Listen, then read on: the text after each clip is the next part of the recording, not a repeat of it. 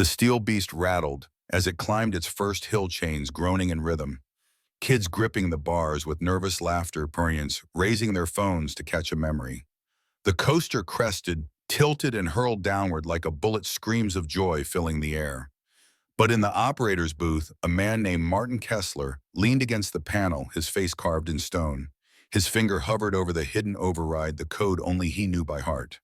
"Let's see if they're still laughing when safety doesn't hold," he whispered. A quiet flick of switches, and the belts unlocked mid-loop. What had been joy a second ago turned into chaos, bodies thrown against gravity, one after another, slipping into empty air. And from that moment, everything that once glittered at Brighton Hills Amusement Park turned into a nightmare nobody would ever forget. Brighton Hills wasn't just another roadside carnival. It was the crown jewel of summer, the kind of place people planned vacations around. Families drove in from 3 states over, kids clutching cotton candy bigger than their heads, teenagers daring each other onto rides that promised to twist their stomachs inside out. The air was a blur of fried dough, sunscreen, and grease from machines that never rested. Every corner offered the illusion of safety. You paid your ticket strapped in and believed everything would hold. Nobody thought about the bolts, the gears, the people behind the controls, least of all about Martin.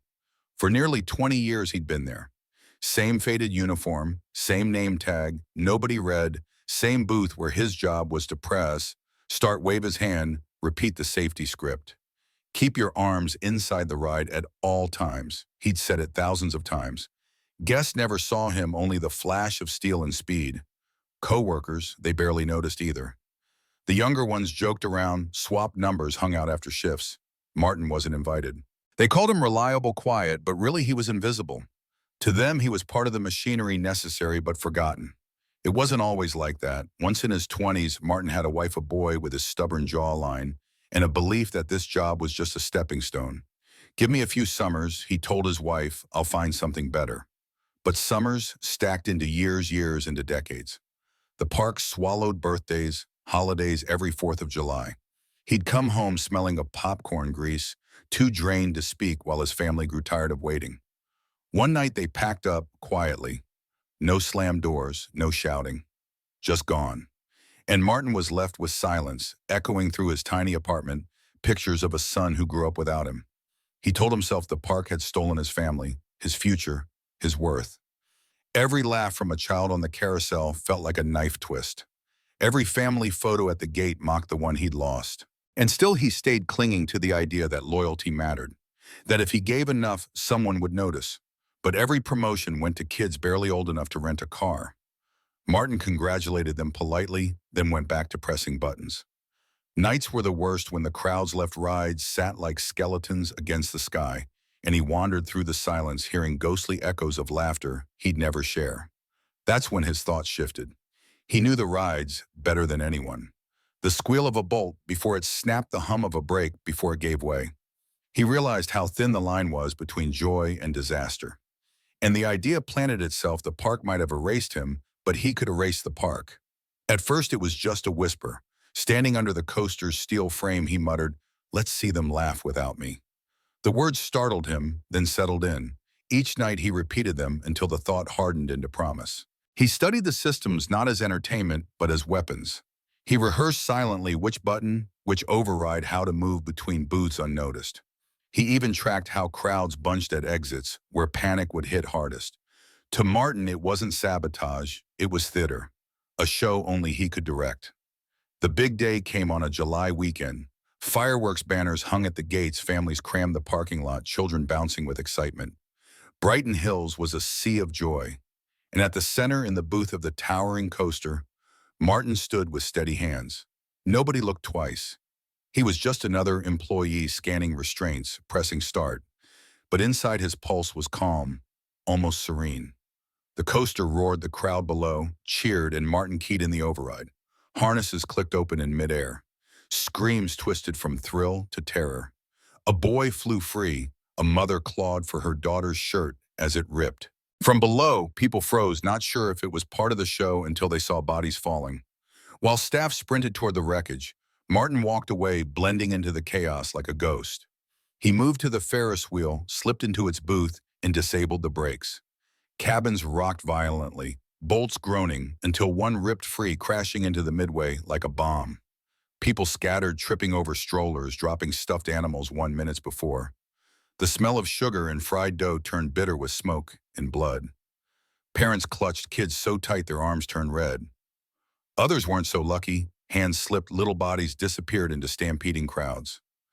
Outside the gates, traffic snarled with ambulances and squad cars.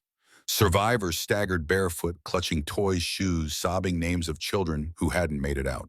Teenagers live streamed the chaos, their shaky footage flooding phones worldwide.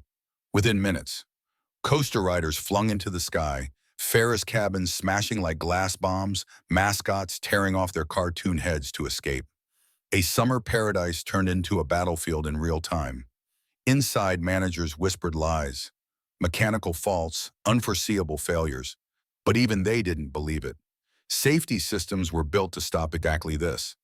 Police walked through twisted steel and shattered glass, bewildered by how so many rides failed at once. Witnesses spoke in fragments. I saw a man, uniform, left the booth right before it happened. Different voices, same detail.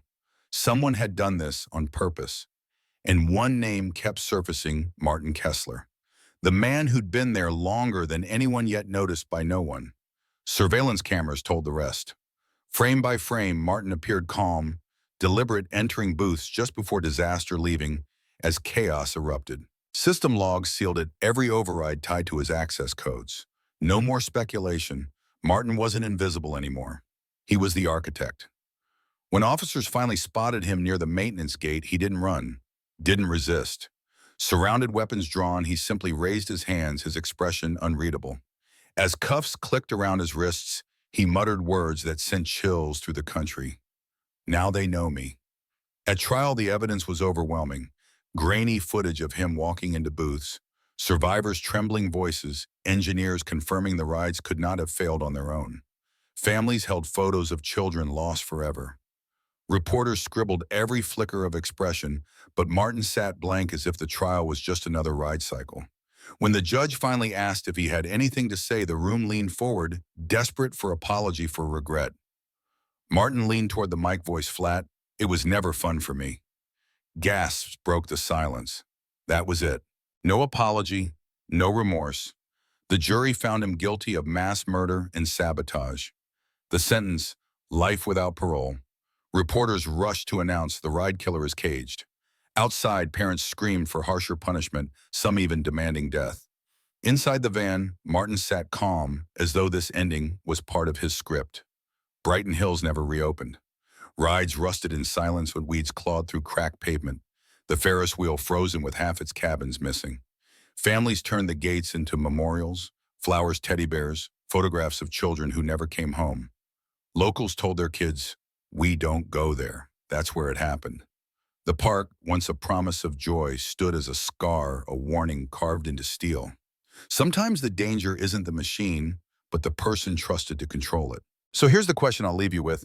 Was Martin just a broken man, ignored for too long, or a monster who chose to turn bitterness into slaughter?